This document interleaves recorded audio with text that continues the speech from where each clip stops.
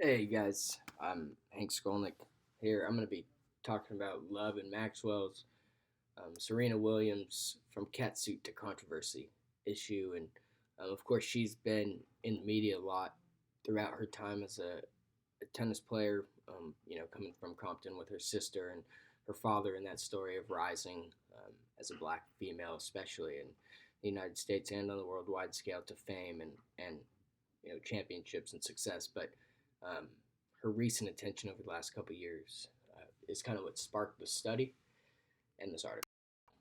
So we're going to be talking about kind of like where we sat at the time and kind of what brought the thought of this article. But the biggest question is the female athlete representation by the media.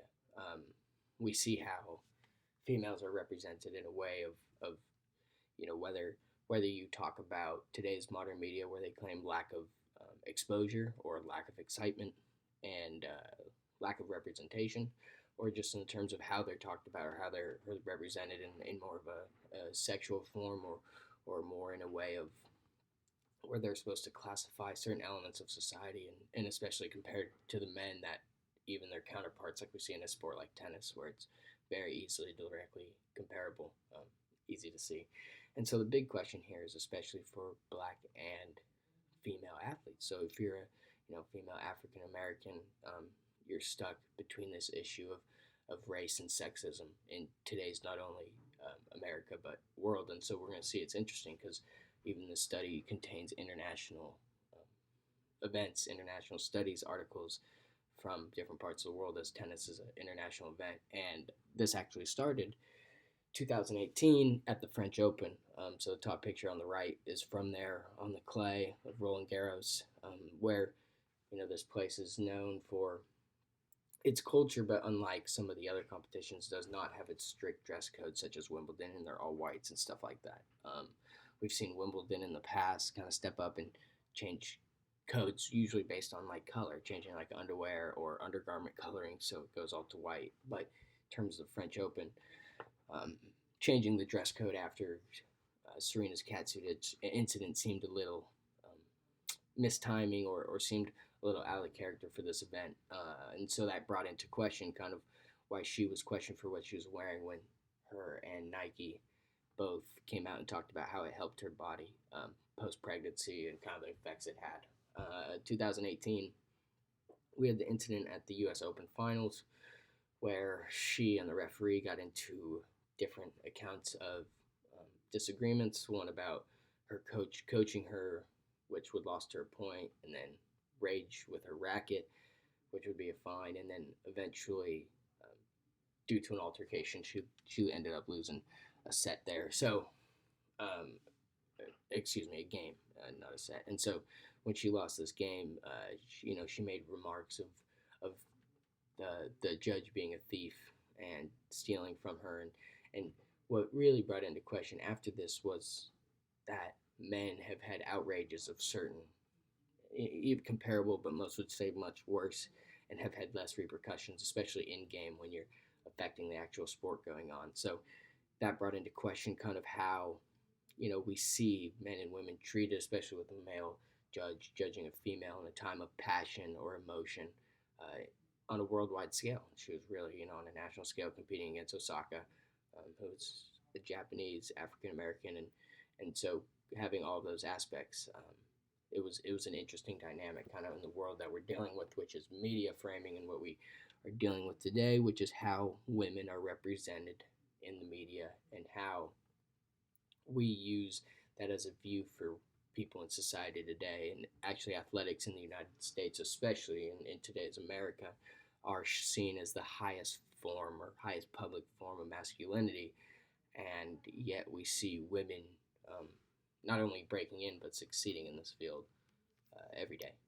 And so the study that they did is they took articles from all over the United States and the world after these different events over this couple month 9 month time span, and they wanted to see how the media portrayed these female athletes. They used these time to use newspaper articles and based off a coding system had 14 different characteristics and chose whether that the article's author represented these characteristics in a positive or a negative fashion. So each of them was based into four kind of categories or questions, and those were um, whether the article was in the framing of the article about Serena Williams was affected by the sex of the author. So did the author being a male or female affect how did they affect how they viewed Serena's different incidents over that time, the race of the author and how their race affected the positive or negativity of the articles around Serena, and then the type of publications in terms of international, national, and then the time frame. So which event, what was going on at the time, and then each of them was based on two different things, and whether the framing was athletic related and about her athletic descriptions, or about her maternity and having a kid and being kind of a mother and representing people of that nature. Women who have kids are trying to continue not only to compete in the sports world, but just on work and on different equal rights issues. So it's kind of interesting when we look at the results. We'll go big into these, but a lot of the positive and negatives that they have, a lot of them focused on her experiences. So talking about how she knew what she was doing when she was wearing the different outfits, or mentioning how she should be more experienced and know not to be outraged or have emotions of that sense in that moment. Just kind of interesting. So there's 120 men, 21 men, and 39 women.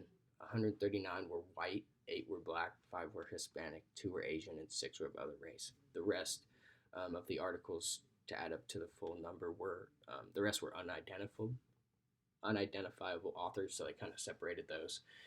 But you can definitely tell that this is a male and white dominated area. So 75 were about around the Catsuit time, the first incident, and then 108 of them that they looked at were later, after around the time of the U.S. Open outrage.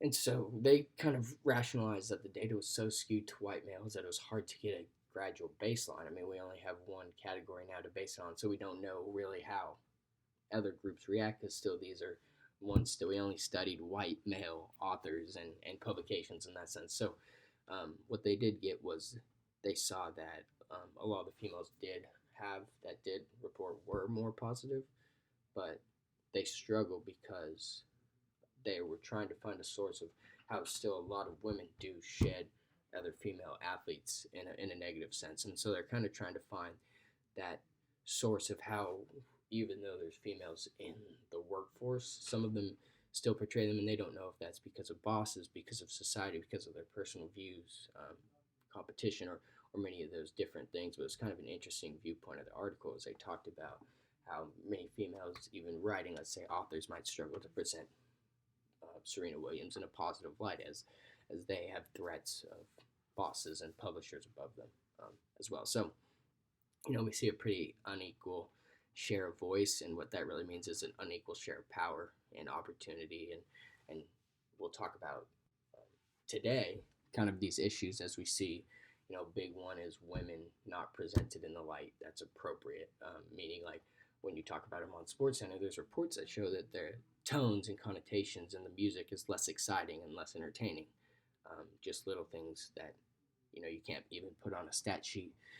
And so one of the quotes from the article says, "Women are convinced to end their careers to have children." And it was kind of interesting as they talked about the different roles that women are presented to have, but yet we haven't gotten past the society belief that women, you can have a child and still play sport, obviously in time of, getting your body back healthy as an injury or any other time off would do. But, kind of overcoming this idea that that's not how it is, and that it's a wrong misrepresentation of women and finding their place in the sports world, and more importantly, what they're talking about in the media. And so a big example I saw is like there's parts where Sharapova had come out and said that due to her thick arms and legs, that she was intimidated by Serena Williams, and a lot of people in the media took this completely crazy and talking about how her body was shaped and all that, where it immediately brought me up to the